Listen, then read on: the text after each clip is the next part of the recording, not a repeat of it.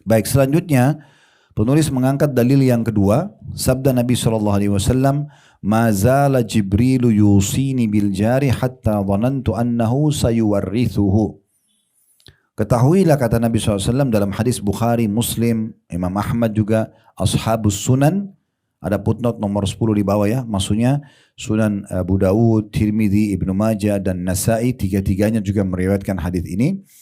Kata Nabi SAW, Jibril alaihissalam, malaikat Jibril terus saja atau senantiasa berpesan kepadaku tentang tetangga. Buat baiklah pada tetangga, hai Muhammad, sampaikan kepada umatmu supaya buat baik sama tetangga. Ya, sampai kata Nabi atau hingga aku mengira bahwa ia akan bisa mewarisi. Jadi saking seringnya Jibril setiap ketemu Nabi, hai Muhammad ingat tetanggamu berbuat baik ya, jangan jahatin mereka, jangan sakiti mereka, sampaikan pada umatmu. Sampai Nabi bilang karena seringnya Jibril ulangi, sampai saya kira tetangga bisa jadi ahli waris. Padahal kan sudah tidak mungkin ya, ahli waris kecuali punya hubungan kekerabatan.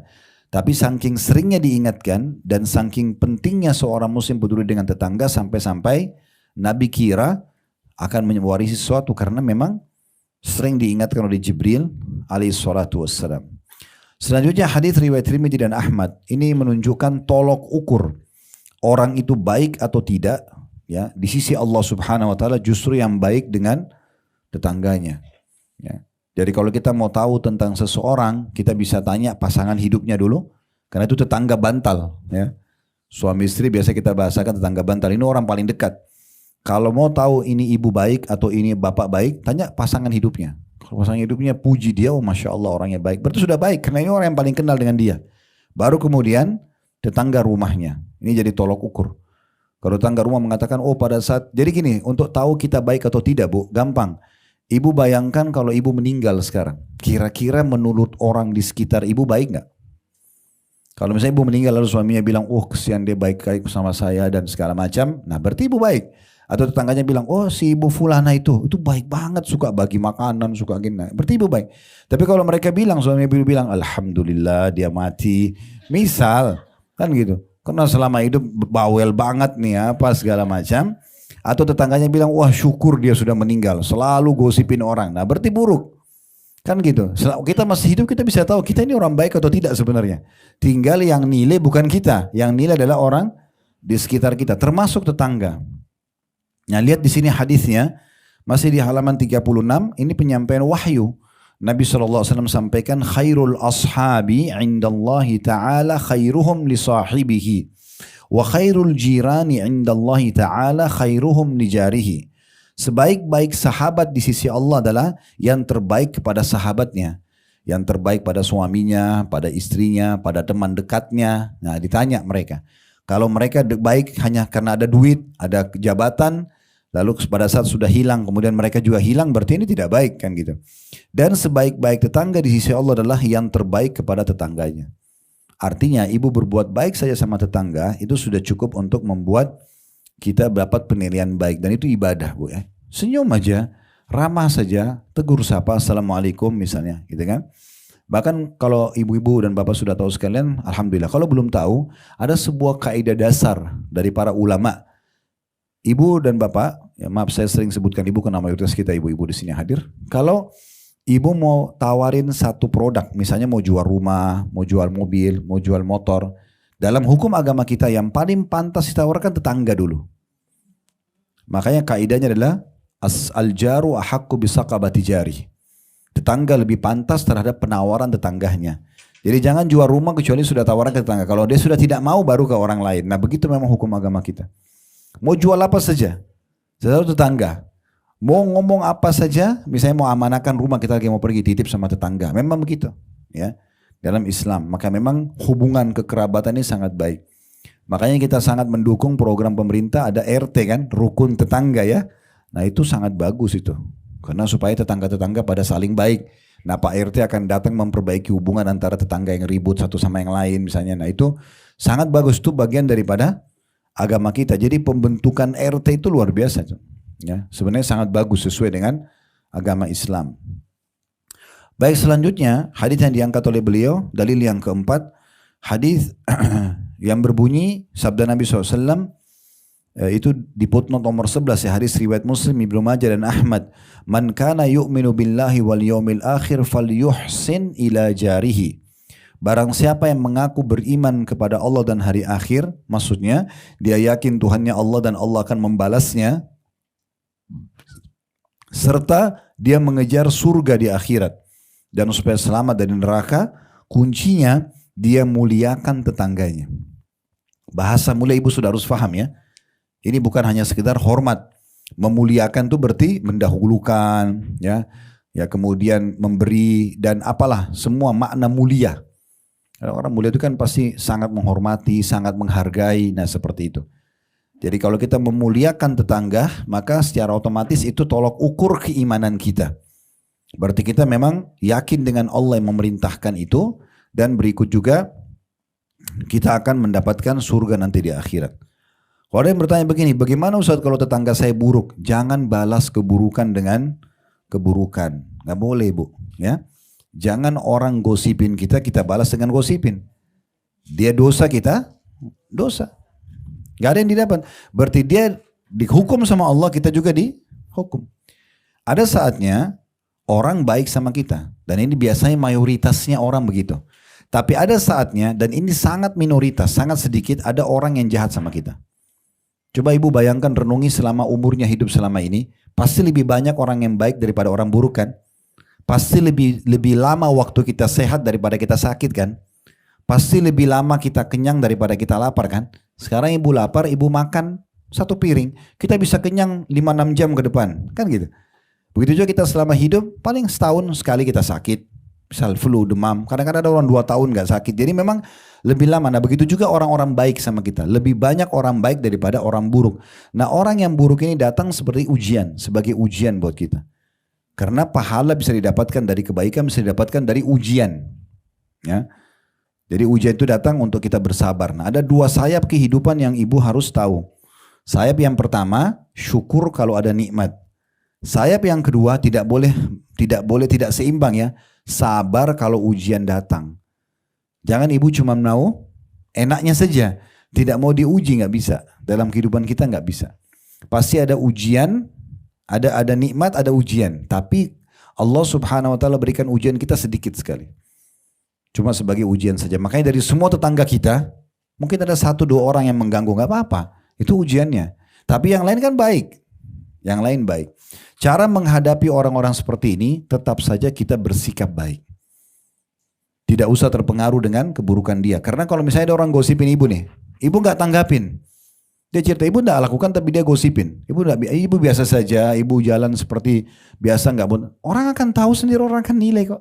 Itu cara yang paling efektif. Kontrol lisan kita Bu. Karena kadang-kadang kita benar, bisa dengan penyalahgunaan lisan kita jadi salah. Ya nih. Sekarang kalau ada 2 orang nih. 1 orang salah, 1 orang benar. Kita nggak tahu siapa yang benar, siapa salah. Tapi rupanya yang benar ini di jalan raya lagi marah-marahin orang yang salah. Ibu kebetulan lewat. Yang ibu nilai buruk siapa? Yang marah-marah padahal dia benar. Makanya hati-hati. Gitu kan? Dan kita subhanallah 10 tahun kita sabar nih. Nggak pernah marah, nggak pernah segala macam. Tahun ke-11 ibu marah-marah di pinggir jalan. Kira-kira yang orang nilai yang mana? Yang 1 kali. Kita jujur 10 tahun, kita bohong sekali. Yang orang lihat mana? Buruknya. Makanya menjaga nama baik itu penting.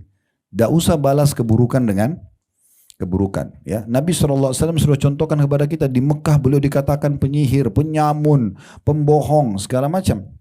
Tapi Nabi nggak pernah balas keburukan dengan keburukan. Ibu kalau sudah tahu Alhamdulillah. Kalau belum tahu, tiap hari di rumahnya Nabi SAW di Mekah itu hampir setiap hari. Abu Jahal, Abu Lahab, tokoh-tokoh Mekah. Karena Nabi itu dulu tinggal di rumahnya Khadijah, itu seperti menteng kita di Jakarta. Daerah elitnya Mekah. Di situ Abu Lahab, Abu Jahal, Umayyah, tokoh-tokoh Mekah semua yang kaya-kaya. Setiap hari mereka itu buang sampah di depan rumahnya Nabi. Setiap hari. Mereka taruh bukan di depan rumah ya, di depan pintu. Jadi Nabi kalau mau lewat gak bisa, harus bersihin. Kalau cuma depan rumah masih mending, ini di depan pintu. Jadi mau nggak mau Nabi. Tapi apa yang Nabi lakukan? Nabi marah-marah nggak? Nabi cuma ngambil sampah itu tiap hari depan mereka lihat. Nabi bersihin. Nabi cuma mengatakan, beginikah kalian bermuamalah dengan tetangga? Lalu Nabi buang di sampah. Lama-lama mereka jenuh sendiri. Capek juga mereka tiap hari bawa sampah buang di situ. Tapi tidak ada celah mereka bisa nilai negatif ke Nabi. Nah ini yang penting. Bagaimana kita jaga jangan orang nilai kita negatif. Itu yang mahal. Jadi jangan terpengaruh dengan kebodohan orang. Jangan balas kebodohan dengan kebodohan. Tidak ada manfaatnya. Ya. Nah, ini yang dimaksud di sini penjabaran daripada hadis atau dalil yang keempat. Selanjutnya hadis nomor 5 ya, dalil nomor 5 ya. Itu ada footnote nomor 12. Di bawah dijelaskan itu ya. Hadis ini berbunyi, kam min jarin mu'allaqatun bijarihi yaumal qiyamah. Yaqul, ya Rabbi, hadha aglaqa babahu duni famana'a ma'rufah. Betapa banyak nanti tetangga yang terpaut, ya maksudnya bertanggung jawab ya dengan tetangganya pada hari kiamat. Karena tetangganya berkata, wahai Robku, wahai Tuhanku, orang ini telah menutup pintunya untukku selama di dunia. Tidak pernah mau bantu tetangga, tetangga ketuk minta bantuan susah, tidak pernah berbagi makanan, tidak pernah jenguk orang sakit dan segala macam. Dan ia tidak memberikan kebaikannya, gak pernah sama sekali berbagi apa-apa. Ada di bawah, di footnote ya, di halaman 37, hadisnya lafaz lain, kam min jarin mu'allaqatun bijari yaqul ya Rabbi sal hadha lima aglaqa anni baba wa mana'ani fadlah. Banyak tetangga nanti yang berurusan dengan tetangganya di hari kiamat atau di akhirat, tetangganya berkata, wahai Robku, tanyakan kepada tetanggaku ini, mengapa ia selalu menutup pintu rumahnya untukku dan tidak memberikan kelimpahannya. Maksudnya tidak berbagi dengan aku, gitu ya. Jadi berarti hari kiamat nanti ada juga tanggung jawabnya nih Bu, ya. Harus hati-hati. Jadi jangan sampai kita justru tidak berbagi sama sekali dengan tetangga kita, ya. Baik, ada beberapa hadis yang ingin saya tambahkan di sini, ya.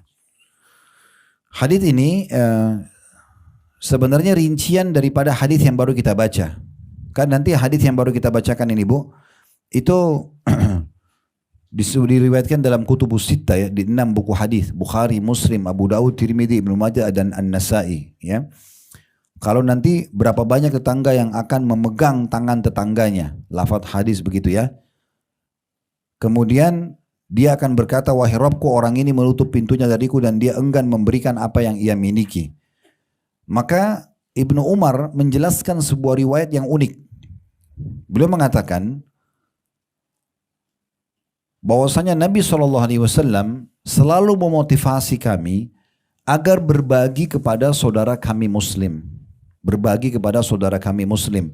Sampai-sampai kami mengira tidak ada lagi muslim yang lebih berhak terhadap dirham dan dinarnya daripada saudaranya muslim yang lain.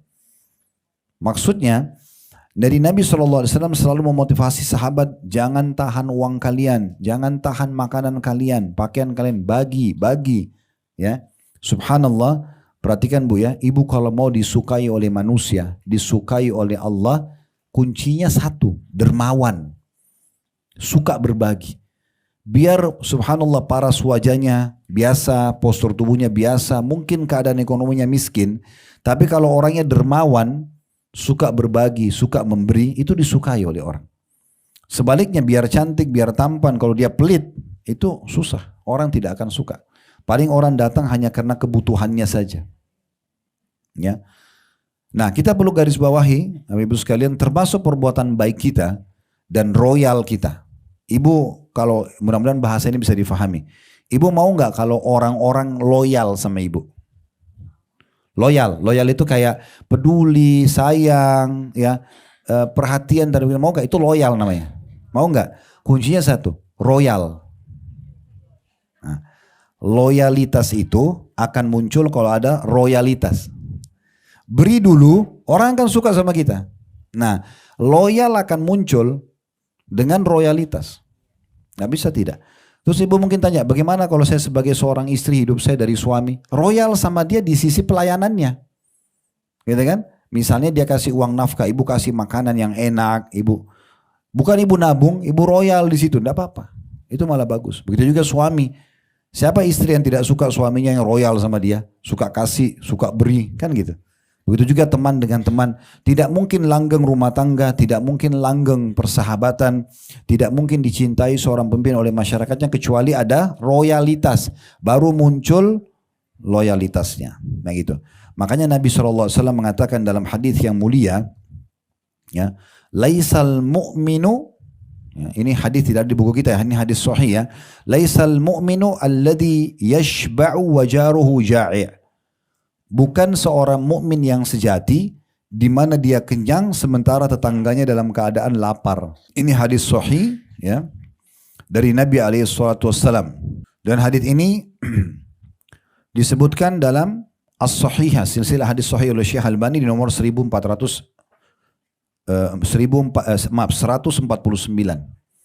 Jadi di sini tolok ukurnya adalah kita kalau royal suka memberi, ibu makan apa ibu kasih, walaupun sedikit. Gak apa-apa.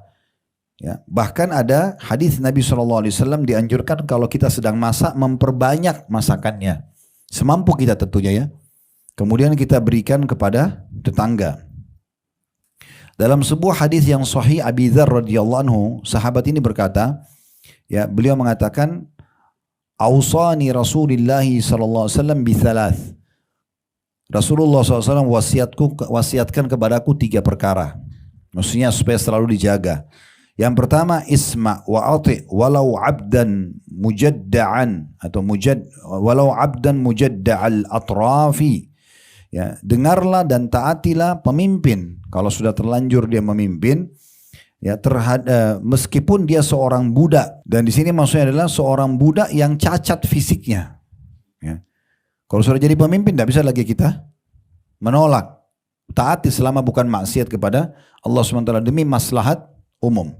Kemudian yang kedua, wa idza sana'ta marakatan fa'akthir ma'aha. Ya. Thumandur ahla baitin min jiranik fa'asibhum minha bima'ruf. Dan kalau kau masak, perbanyak masakanmu itu. Ya. Lihatlah tetanggamu yang memiliki hubungan kekerabatan denganmu. Dahulukan mereka, baru tetangga yang lainnya. Lalu berikanlah makanan itu kepada mereka dengan cara yang baik. Jangan bekas-bekas. Ya. Ibu kalau mau maksimal pahalanya, ibu lagi masak, bahkan sebelum kita makan, kita bagi kepada orang lain. Keluarkan dulu. Jangan sudah diacak-acak, makan kemudian kita kasih orang. Alasannya daripada rusak. Ya. Nanti pahalanya juga daripada itu. Ya. Nggak maksimal. Tapi kasih orang dengan maksimal, itu yang sangat baik. Kemudian ini saya saksi bahasan kita ya, jadi memberikan yang terbaik kepada tetangga. Wasiat yang ketiga, wasallis salata li waqtiha fa in wajadtal imama qad shalla faqad ahrazta salatuka wa illa fahiya nafilah. Dan dirikanlah solat pada waktunya, jadi begitu azan langsung solat. Jika engkau menjumpai imam telah melaksanakan solat, maka engkau telah menjaga solatmu. Misalnya azan, ibu ke masjid atau pas azan ibu ingin sholat berjamaah. Tapi pas kita ke masjid imamnya sudah selesai. Karena niat kita tetap mau sholat di masjid, pahala yang dicatat seperti kita ikut berjamaah. Karena kita sudah berusaha. Ya, seperti itu kata Nabi ya. Jika belum, maka sholat yang kau kerjakan bersama imam itu terhitung sebagai nafil atau sholat sunnah. Maksudnya kalau seandainya imamnya kamu datang masih sholat, kamu ikut aja sholat. Maka sudah dicatat bagimu pahala sholat itu. Dan Nabi SAW juga berkata kepada Abi Dzar, ya Aba Dzar, idza tabikhta marakatan atau mirkatan, ya, fa'akthir ma'a al-mirqah wa tu'ahid jiranak awqsim fi jiranak atau jiranik, ya. Artinya, wahai Abi Dzar, apabila kau membuat satu masakan maka berbanyaklah, ya, terutama kuahnya, ya, supaya terlihat banyak kuahnya. Kalau daging kita nggak bisa banyak, kalau semua bisa banyak, alhamdulillah, gitu kan. Kemudian undanglah tetanggamu atau engkau dapat membagikan kepada mereka. Bisa undang makan atau sering kirim. Ya. Jadi jangan menjadi orang pelit bu ya. Sering kali dikirimkan sama tetangga, cuma modalnya terima kasih. Piringnya orang kembali kosong. Ya. Kasih sesuatu. Saya tidak mampu, yang mampu kerupuk pun tidak masalah. Apalah yang murah-murah pun tidak apa-apa. Yang penting semampu kita. Jangan piring orang kembali kosong terus. Padahal sebenarnya ibu, apalagi kalau punya kemampuan ya. Ya. Dan sama juga ibu kalau datang dari luar kota, luar negeri. Nah, selain berbagi sama kerabat, berbagi sama tetangga. Nah, seperti itulah. Dan tidak ada salahnya ya kalau ibu bawa makanan, ibu boleh bertanya. Saya tanya kepada ibu tetangga, Bu, suka nggak makanan kemarin? Ya. Kalau dia bilang, oh iya enak, alhamdulillah, berarti kedepannya kita bisa kasih lagi. Jangan dia tidak makan, dibuang. Ya. Apalagi kalau kita bawa dari daerah kita misalnya, makanan tradisional, mungkin tidak semua orang suka. Tapi setiap kita datang seminggu sekali, sebulan sekali, selalu kasih menumpuk buat dia, mungkin dia nggak makan. Ya. Jadi ada baiknya juga, termasuk hal yang baik adalah kita memberikan makan apa yang orang suka. Makanya sebagian salafus saleh mengatakan, sungguh aku memberikan makanan 10 orang teman dekatku dengan makanan kesukaan mereka, lebih aku cintai daripada aku sholat semalam suntuk. Karena itu pahala sendiri memberi makan orang, tapi lebih maksimal pahalanya kalau ibu kasih makanan yang mereka suka. Nah, gitu. Karena kan dia makin lahap makannya, jadi maksimal lah kita dapat pahala yang dibandingkan dia tidak makan. Perhatikan kualitasnya. Jangan makanan sudah expire, jangan makanan sudah rusak, ya. Itu semua harus diperhatikan karena ini ada nilai pahala. Ingat, kalau kita memberi pada orang lain, jangan lihat siapa yang terima.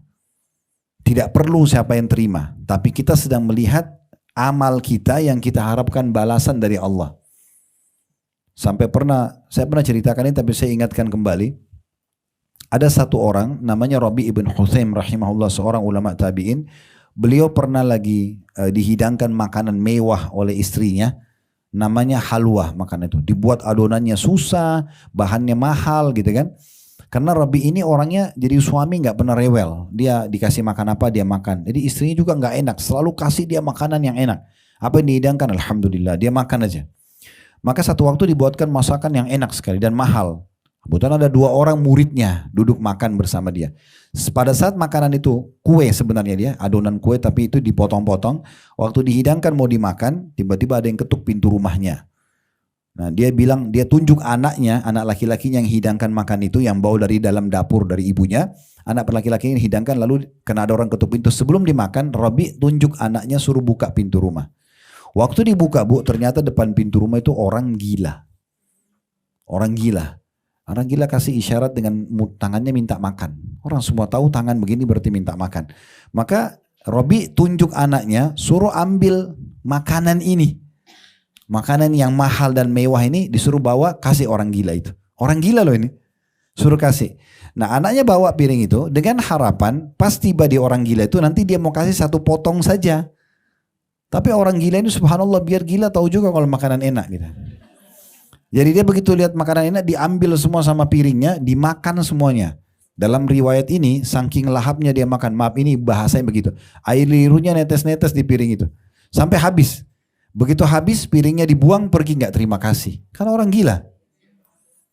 Nah anaknya Rabi ibn Huthaim ini karena dia kaget, orang gila dia mau tegur juga gimana? Diambil piring sama dia kembali ke ayahnya. Lalu dia bilang, ayah semoga Allah merahmati anda. Maksudnya tadi itu kan yang minta orang gila.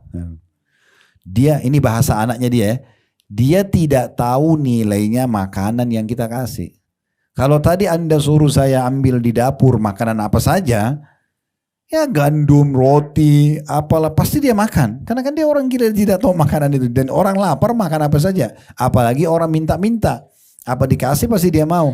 Kenapa anda suruh kasih halwa ini yang ibu saya buat ini? Maksudnya buatnya susah, ibu saya buat khusus buat anda gitu kan, biayanya mahal. Gimana memahami ini? Maka Rabi ibn Huthaim memberikan nasihat yang baik buat anaknya. Dia mengatakan, wahai anakku, kan anaknya bilang dia tidak tahu nilainya makanan itu kan. Karena dia orang gila. Kata Rabi ibn Huthaim rahimahullah dengan keimanan dan ilmunya, wahai anakku, kalau dia tidak tahu nilainya makanan itu, Allah tahu nilainya. Tidak penting siapa yang terima, yang penting antara saya sama Allah. Ibu kasih duit ke orang miskin, dia pergi nggak terima kasih, nggak apa-apa, nggak usah tunggu terima kasihnya dia, karena bukan itu target kita kan. Tapi kita pahala di sisi Allah. Kalau orang ikhlas dia nggak butuh pujian. Biar orang pergi, orang nggak terima kasih nggak apa-apa, nggak masalah. Maka lalu dia membaca firman Allah Subhanahu Wa Taala, lan tanaru birra hatta tunfiqu mimma tuhibbun. Kalian tidak akan mendapatkan maksimal balasan pahala sampai kalian menginfakkan apa yang paling kalian cintai. Ya, jadi kalau kita mengeluarkan yang terbaik di jalan Allah tanpa harus melihat siapa yang menerima lagi, maka itu akan besar sekali pahalanya. Karena target kita adalah balasan dari Allah Subhanahu Wa Taala. Kalau ada orang teman-teman sekalian, dia menjadi tetangga yang baik atau dia dikaruniai tetangga yang baik, ini sumber kebahagiaan.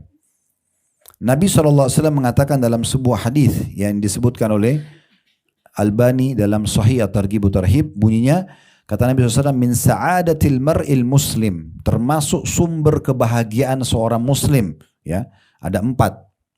Sumber kebahagiaan ada 4. Disebutkan yang pertama adalah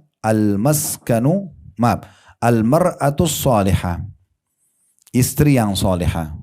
Ini sumber kebahagiaan yang pertama.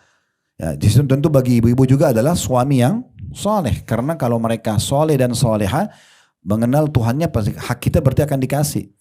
Ya. Kemudian yang kedua, wal maskanul wasi', rumah yang luas. Kita kalau punya rumah yang luas, leluasa kita tinggal di sana, anak, cucu, segala macam datang, itu kan kebahagiaan sendiri. Maka itu kebahagiaan. Berarti di sini boleh seorang muslim memiliki rumah yang luas, gak ada larangan, selama hak kita. Dan itu tidak mubazir. Kemudian yang ketiga, ya, disebutkan wal jarus salih, tetangga yang baik. Nah, jadi kalau kita jadi tetangga baik atau kita dapat tetangga baik, ini kebahagiaan ini. Selalu santun, selalu ramah, selalu baik, gitu kan. Dan yang keempat, yang terakhir, wal markabul hani. Ya. Markabul hani maksudnya ya tunggangan atau kendaraan yang layak.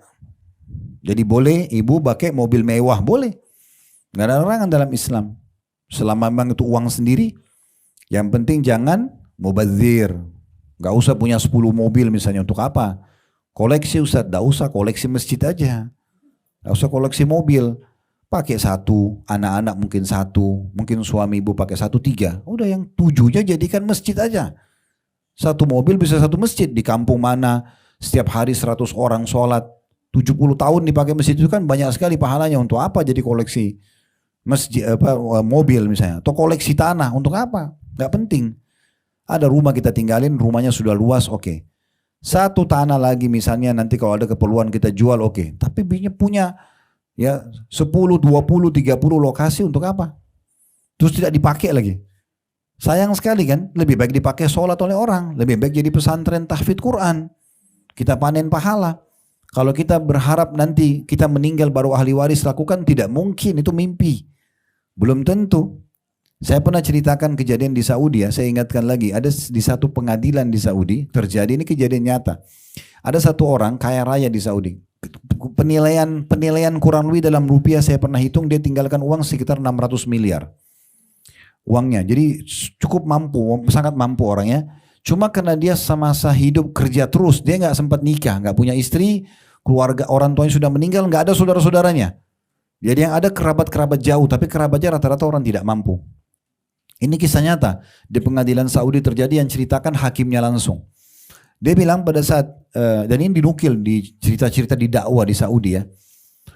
Maka dia bilang pada saat meninggal, pemerintah Saudi ambil alih harta itu.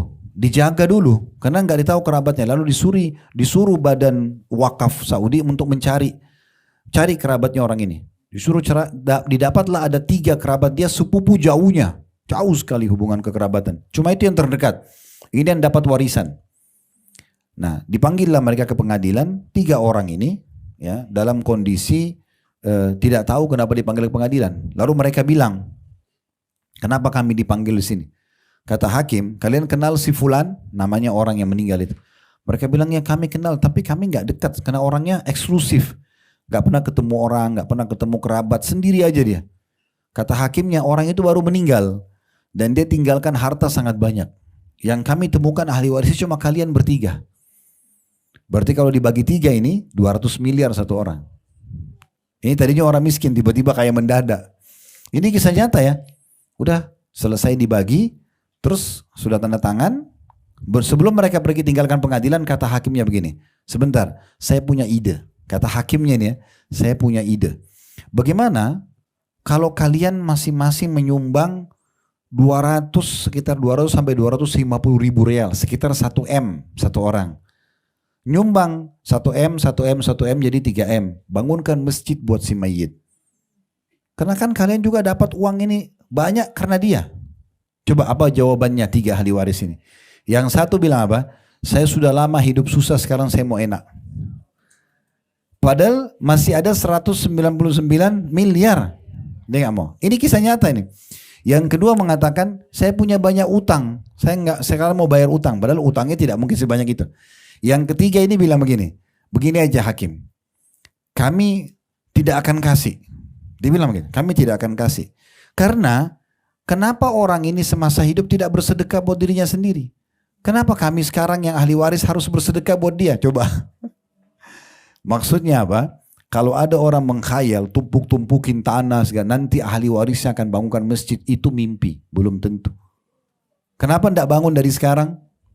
Kenapa nggak dari sekarang tanah itu kosong, wakafin aja buat masjid? Kan selesai depan mata kita lihat kan? Kita juga bisa sholat di situ kan? Nah seperti itu. Baik, kata Nabi SAW dan sebaliknya, 4 penderitaan. Tadi kan 4 kebahagiaan tuh, ya, istri yang soleha, atau suami yang soleh itu juga bisa ya. Kemudian rumah yang luas, tetangga yang baik, dan tunggangan atau kendaraan yang layak. 4 dari kesengsaraan, istri yang jahat, yang fasikah. Ini juga sama suami, maksudnya yang jauh dari agama, ahli maksiat, pemabuk, ya segala macam. Ini penderitaan berarti. Narkotika, pergaulan bebas, ini semua kesengsaraan. Yang kedua, rumah yang sempit, lawannya tadi. Yang ketiga, tetangga yang buruk. Yang keempat, kendaraan yang tidak layak. Nah, ini kependeritaan. Dalam hadis yang lain kata Nabi SAW, Nabi SAW berlindung dari tetangga yang buruk. Beliau jadikan doa khusus. Dengan sanad hasan diriwayatkan oleh An-Nasai. Kata Nabi SAW, Allahumma inni a'udzubika min jari su. Ya Allah, aku berlindung kepadamu dari tetangga yang buruk. Fi daril muqami fa inna jarad dunya yatahawwal. Ya, sungguhnya aku berlindung kepadamu dari tetangga buruk di akhirat, karena tetangga di dunia akan senantiasa berubah-berubah. Dan juga kita tahu kalau mayit ya, kalau ibu sholat mayit, karena ada 4 kali takbir ya. Takbir pertama Al-Fatihah tanpa iftitah dan tanpa surah. Takbir kedua baca salawat Ibrahim yang dibaca pada saat tahiyat. Takbir ketiga doakan mayit. Takbir keempat doakan diri sendiri lalu salam kan. Nah di takbir ketiga ini, diantara doa untuk mayit, Allahumma rzukhu daran khaira min darihi. Ya Allah, karuniakan dia rumah lebih baik daripada rumahnya di dunia. Lebih baik daripada dunia, rumahnya di dunia. Karena kuburan bisa jadi taman dari taman surga ya. Tergantung amal baiknya Bapak Ibu sekalian. Kemudian yang kedua, warzukhu jaran khaira min jarihi. Karuniakan dia lebih baik tetangga daripada tetangganya. Jadi kita minta, jadi di kuburan pun ada tetangga itu. Tapi kenapa orang muslim dikubur sama muslim? Karena memang supaya sama-sama di situ. Surga, kalau di sebelahnya orang kafir lagi disiksa, ini jadi masalah juga buat dia, walaupun dia tidak kena. Tapi berarti di alam kuburan saja kita dianjurkan agar mendapatkan tetangga yang baik. Jadi makin kita dikubur bersama dengan orang-orang soleh di sekitar kita, itu makin baik. Tidak tahu efeknya apa, tapi di antara doa kita adalah, ya Allah karuniakan dia tetangga lebih baik dari tetangga di dunia, keluarga lebih baik daripada di dunia, dan tempat tinggal lebih baik daripada tempat tinggal di dunia. Itu doa untuk mayit. Kemudian selanjutnya, ya, kita juga dilarang sama sekali untuk mengganggu. Ini sebagai penutup. Hadis tentang tidak bolehnya mengganggu tetangga dengan jenis apapun.